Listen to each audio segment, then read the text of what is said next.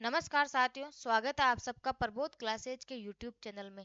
साथियों, आज हम बात करेंगे 4 फरवरी 2024 को जो पेपर हुआ है एग्रीकल्चर सुपरवाइजर का, यानी कि जो आज पेपर हुआ उस पेपर का सॉल्यूशन मैं आपके सामने लेके आई हूँ, जिसमें हम हिंदी के जो प्रश्न हैं लगभग 12 से 13 प्रश्न हिंदी के आए हैं। उन हिंदी के प्रश्न के बारे में हम चर्चा करने वाले हैं। तो सबसे पहले हम देखते हैं कि आज के क्वेश्चन कैसे कैसे क्वेश्चन आपके सामने आने वाले हैं। तो सबसे पहले हम बात करते हैं आज का जो पहला क्वेश्चन है कि पानी पानी होना मुहावरे का अर्थ है। तो इसका पानी पानी होना इसका अर्थ है मुहावरे का बहुत लज्जित होना। दूसरा ऑप्शन है खुश होना। तीसरा ऑप्शन है बेचैन होना। और चौथा ऑप्शन है परेशान होना। और पांचवें ऑप्शन आपको अनुत्तरित प्रश्न दिया हुआ है, जिसपे कि आपको अगर नहीं आ रहा हो तो आपको पांचवा ऑप्शन भरना होता है। ठीक है। तो पानी पानी होने होना मुहावरे का अर्थ है, इसका अर्थ होता है बहुत लज्जित होना, यानी कि इसका ए ऑप्शन सही है। ठीक है। इसके बाद आगे हम बात करते हैं अपने क्वेश्चन हिंदी की, जिसमें चौथा प्रश्न अपना यहाँ हिंदी का, जिसके बारे में हम चर्चा करेंगे। तो यह है सु सहृदय का सही विलोम शब्द कौन सा है। सहृदय का सही शब्द विलोम शब्द कौन सा है। तो सहृदय का पहला ऑप्शन की हम बात करें तो सुहृदय। दूसरा ऑप्शन की बात करें हम तो हृदयहीन। तीसरे ऑप्शन की हम बात करें हृदयपूर्ण। और चौथा ऑप्शन है इसका कुहृदय। और पांचवा अनुत्तरित प्रश्न। तो हम इसके ऑप्शन की बात करें कौन सा इसमें सही है, तो इसमें अपने हृदयहीन जो है वो एकदम सही है। इसका आंसर कौन सा होगा, हृदयहीन। ठीक है। इसके बाद आगे हम अपने क्वेश्चन की बात करते हैं हिंदी का प्रश्न आगे। तो इसमें हम देखते हैं आगे प्रश्न है अपने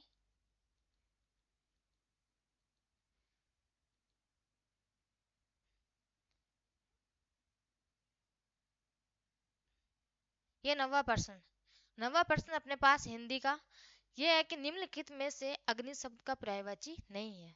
अग्नि के पर्यायवाची की हम बात करें तो इसमें अनल अग्नि का पर्यायवाची है। दव, कृषाणु, सस्य और वायु। यानी कि अग्नि के पर्यायवाची के बारे में हम बात करें तो अग्नि का पर्यायवाची अनल होता है। और इसमें अग्नि का पर्यायवाची दव दव होता है। कृषाणु भी होता है, अग्नि का पर्यायवाची है। सस्य और वायु। सस्य तो अपने ना एक खेत यानी कृषि से संबंधित है सस्य। तो इसके अंदर सस्य के अंदर अन्न धान वगैरह ये वाले जो है वो पर्यायवाची इसके अंदर आते हैं। तो ये अग्नि का पर्यायवाची नहीं है। बाकी व्यू ये भी अग्नि का पर्यायवाची नहीं है। तो इसमें ऑप्शन नंबर हम देखते हैं तो चौथा और पांचा। तो चौथे और पांचवें ऑप्शन की हम बात करें कि यह अग्नि की पर्यायवाची नहीं, तो ऑप्शन नंबर कौन सा हो जाएगा अपना सी। कौन सा ऑप्शन हो जाएगा अपना सी ऑप्शन करेक्ट हो जाएगा। ठीक है। इसके बाद आगे हम बात करते हैं अपने हिंदी के प्रश्न। तीन प्रश्न अपने हिंदी के हो चुके हैं। चौथे प्रश्न के बारे में हम बात करें तो आगे अपना प्रश्न हिंदी का ये रहा। निम्नलिखित में से भूतकाल को प्रकट करने वाले वाक्यों की पहचान कीजिए। जो भूतकाल को प्रकट करने वाले वाक्य है उनमें से आपको पहचान करने की कौन सा वाक्य है जो भूतकाल को बतलाता है। तो इसमें हम सबसे पहले ऑप्शन देखते हैं कि लड़के ने पुस्तक पढ़ी। दूसरा ऑप्शन है इसका राम खाता होगा। तीसरे ऑप्शन के बारे में हम बात करें तुमने गाया होगा। चौथा ऑप्शन है मुरारी उसने मुरारी को मारा था। और पांचवा ऑप्शन है वह जा रहा है। यानी कि ऑप्शन के बारे में हम बात करें तो लड़के ने पुस्तक पढ़ी है तो वर्तमान कौन सा हो गया, पढ़ी है यानी कि वर्तमान। और राम खाता होगा यानी भविष्य की बात कर रहा है। खाता होगा यानी कि ये किसकी बात कर रहा है, भविष्य की बात। तो यहाँ पे कौन सा हो गया भविष्य। तुमने गाया होगा, गया होगा, होगा किस में आएगा भूतकाल में। ठीक है। और इसके बाद हम बात करें उसने मुरारी को मारा था। उसने मुरारी को मारा था। तो इसके अंदर मारा था यानी अभी ये भी भूतकाल, मारा था उस टाइम मारा था मुरारी को। अभी वर्तमान में तो नहीं मारा। या फिर मारा मारेगा, भूतकाल भी नहीं है। तो इसके अंदर तुमने गाया होगा ये ऑप्शन भूतकाल का है। और चौथा भी भूतकाल का है। वह जा रहा है ये कौन सा है, वर्तमान। तो ये कौन सा है, वर्तमान। तो अब हम इसमें ऑप्शन में बात करें कि कौन सा ऑप्शन इसमें सही है, तो तीसरा और चौथा। और तीसरा और चौथा के बारे में हम बात करें तो इसमें अपने ऑप्शन नंबर बी एकदम करेक्ट है। ऑप्शन नंबर बी एकदम सही है। ठीक है। इसके बाद आगे हम बात करें आगे प्रश्नों की कि आगे अपने हिंदी का जो प्रश्न है वो है 23 नंबर का प्रश्न है अपना आगे हिंदी का। तो ये आ गए अपना 23, 22, 23 नंबर का प्रश्न। सूची एक के साथ सूची दो का मिलान कीजिए। यानी कि जो पहली सूची है उसका दूसरी सूची के साथ मिलान करना है कि स्वतंत्र का क्या होगा विलोम शब्द, तो परतंत्र। क्या होगा? परतंत्र। स्वाधीन का क्या होगा? तो पराधीन। कृतज्ञ का कृतघ्न। और बेईमान का ईमानदार, यानी कि ईमानदार का बेईमान। बहुत ही सरल था, बहुत ही शानदार क्वेश्चन आए हिंदी के, तो एकदम सरल सरल क्वेश्चन आए, बहुत ही शानदार क्वेश्चन आए। ऐसे मान लो कि अगर आपके जो क्वेश्चन के जो नंबर है, अगर एक क्वेश्चन एक नंबर का हुआ तो आपके 13 प्रश्न आए, वो 13 नंबर फोकट में आ गए। और अगर आपके क्वेश्चन के संख्या जैसे नंबर 2 नंबर का एक प्रश्न, तो आपके 26 नंबर फ्री फोकट के आ गए। ठीक है, तो इसके हम आंसर की बात करें तो पहले में दूसरा कौन सा है? पहले में दूसरा इसमें भी है और इसमें भी है। इस पर आगे और बात करते हैं हम, थोड़ा ऊपर करते हैं क्वेश्चन को। पहले में दूसरा तो अपने पास तीन ऑप्शन आ रहे हैं, पहला, दूसरा और चौथा ऑप्शन।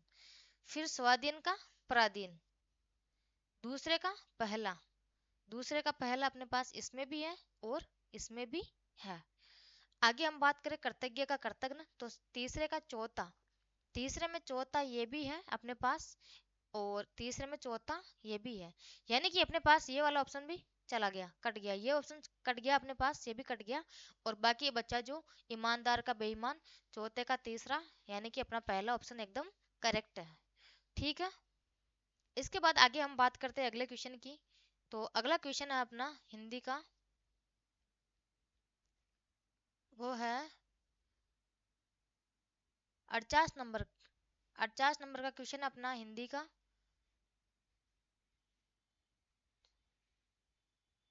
ये रहा, इसमें भी सूची वाला प्रश्न ही है।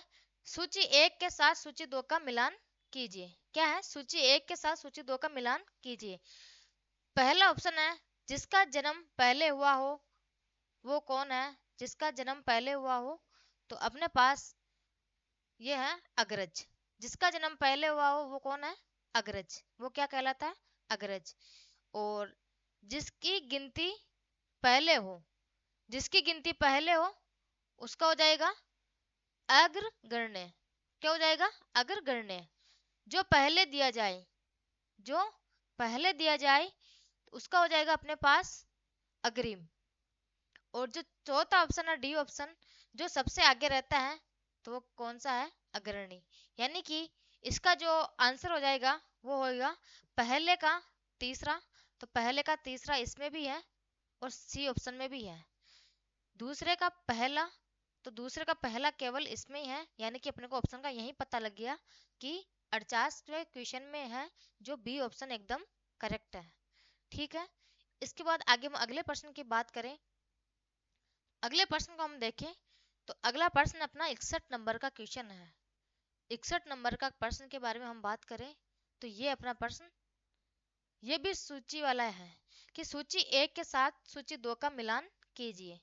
यानी कि इसमें जो समास है, समास से संबंधित प्रश्न पूछा गया है और वो भी सूची के अंदर पूछा गया। यानी कि अब जो पैटर्न आने लग गए वो सूची के द्वारा आने लग गए, कि जैसे मिलान प्रश्न आजकल बहुत पूछने लग गए। तो सबसे पहले हम बात करते हैं कि इसके अंदर लाभ हानि, लाभ और हानि में कौन सा समास है।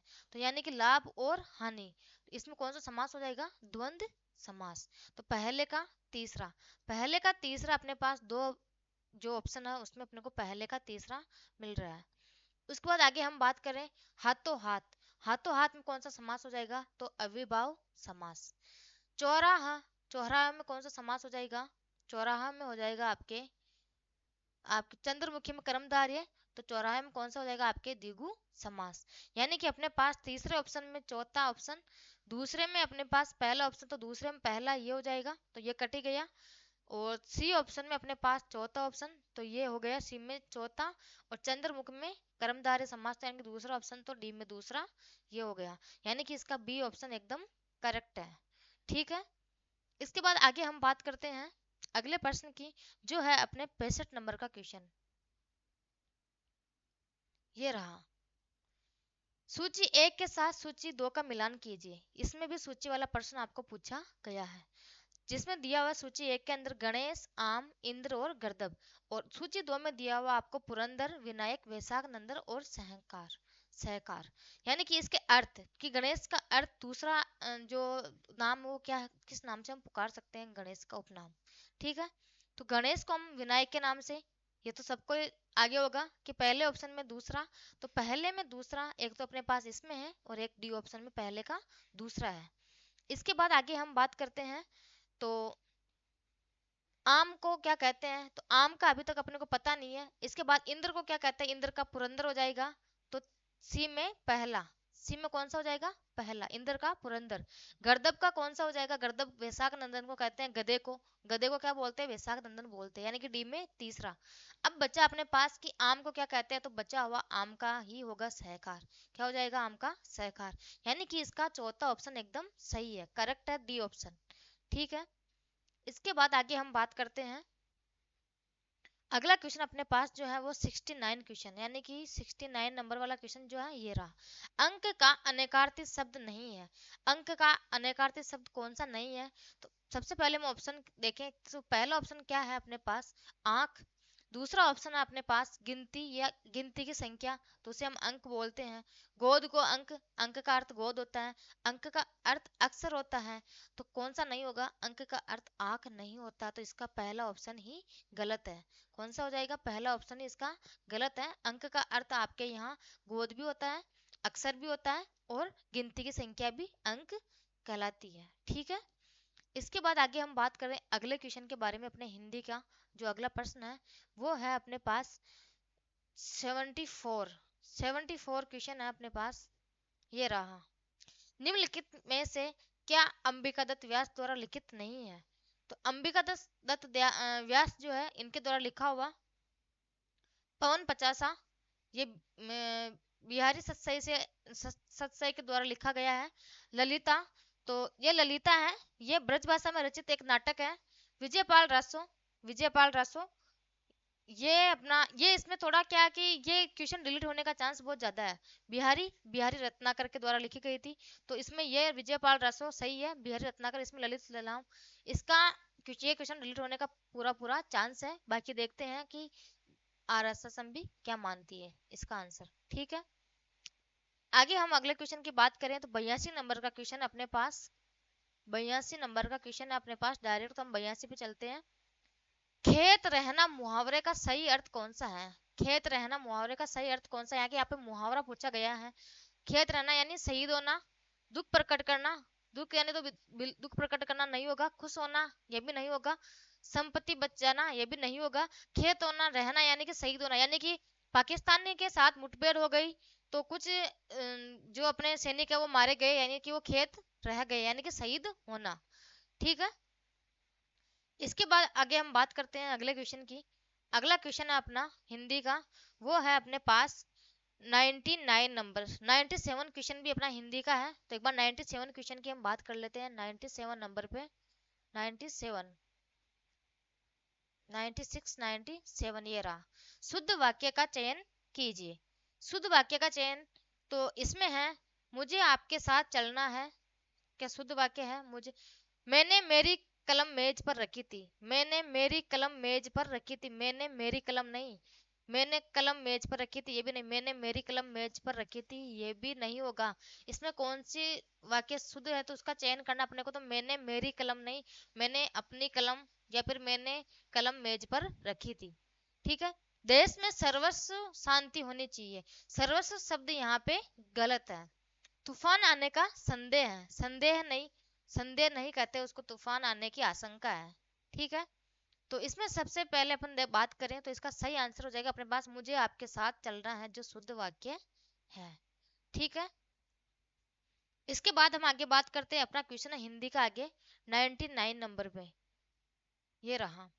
समाज के दो क्वेश्चन पूछे गए, यानी कि इसके अंदर समाज के आपके पास दो क्वेश्चन आए हैं, तो आपको समाज अच्छी तरीके से पढ़ के गए होंगे। समाज, संधि है, ये क्वेश्चन, ये जो टॉपिक है समाज के, संधि के, ये तो बहुत ही महत्वपूर्ण, उपसर्ग और प्रत्यय के, ये चार टॉपिक तो इतने महत्वपूर्ण है, इनमें से क्वेश्चन जरूर आना ही आना है। उसके बाद आपके विलोम शब्द, पर्यायवाची शब्द युग्म, इनमें से भी जरूर एक एक प्रश्न आते हैं, यहाँ तक कि मुहावरे के दो प्रश्न आ जाते हैं आजकल, तो दो दो तीन तीन प्रश्न पूछने लग गए हैं। तो हम 99 क्वेश्चन की बात करें, तो इसमें पूछ रहे हैं कि सूची एक के साथ सूची दो का मिलान कीजिए। तो सूची एक यथाशीघ्र, यथा वाले शब्द आते हैं वो कौन से आते हैं, तो अविभाव समास में आते हैं। तो ये तो आपको आ गया होगा सबसे पहले, यथाशीघ्र कौन से समास में आता है, तो अविभाव समास का है। इसके बाद हम मन माना, अगर आपको ये नहीं आया होगा तो आप अगला ऑप्शन देखो, दशानन, यानी कि पहले का अपने हो गया दूसरा ऑप्शन, पहले में दूसरा ये भी है, ये भी है, यानी कि ये दो ऑप्शन तो कट गए। आगे मन माना अगर आपको नहीं आया तो इससे आगे वाला ऑप्शन पढ़ लो आप, दशानन। दशानन में कौन सा समास हो जाएगा, तो बहुब्रीहि, यानी कि सी में चौथा, सी में चौथा इसमें है, और ये वाला पहले कट गया तो सिर्फ पहला ऑप्शन ही अपना सही एकदम करेक्ट हो गया। मन माना, मन माने में कौन सा हो गया, तो बी में पहला तत्पुरुष समास, मन, मन के मन से माना, ठीक है। और लेन देन, तो द्वंद्व समास लेन और देन, ठीक है। तो आपके ये हो गए हिंदी के प्रश्न। और कितने प्रश्न आए आपके, लगभग आपके 13 से 14 प्रश्न आपके हिंदी के अंदर आए हैं, जो आपके काफी अच्छा वेटेज रखा है। जहां तक मैं आशा करती हूँ कि शायद आप लोगों का एक भी प्रश्न गलत नहीं हुआ होगा, क्योंकि बहुत ही सरल प्रश्न आए हैं हिंदी के। तो ऐसे ही आपको अगले जो आगे होने वाले एग्जाम, जितने भी एग्जाम है उसमें आपको पुराने क्वेश्चन देखने चाहिए पहले। तो ऐसे क्वेश्चन देखने के लिए मैं आपके लिए लेके आ रही हूँ बहुत ही शानदार टेस्ट सीरीज, जिसके अंदर अब तक के हुए पेपर, जिसमें आपके एलडीसी और सीईटी वाले पेपर, और आपके जो भी एग्जाम आरएसएम और आरपीएससी करवाती हैं, वो सारे पेपर के जो पुराने क्वेश्चन है वो आपको मैं डायरेक्ट पेपर के माध्यम से यहाँ शो करूंगी। और उसमें आपके हिंदी के कैसे प्रश्न अब तक के एग्जाम में आए हैं वो प्रश्न आपको बताऊंगी, और उसके उसी के अनुसार आपको तैयारी करनी चाहिए कि अपने लेवल कैसा रहता है और कैसे एग्जाम में प्रश्न आते हैं। ठीक है साथियों, आज के लिए धन्यवाद।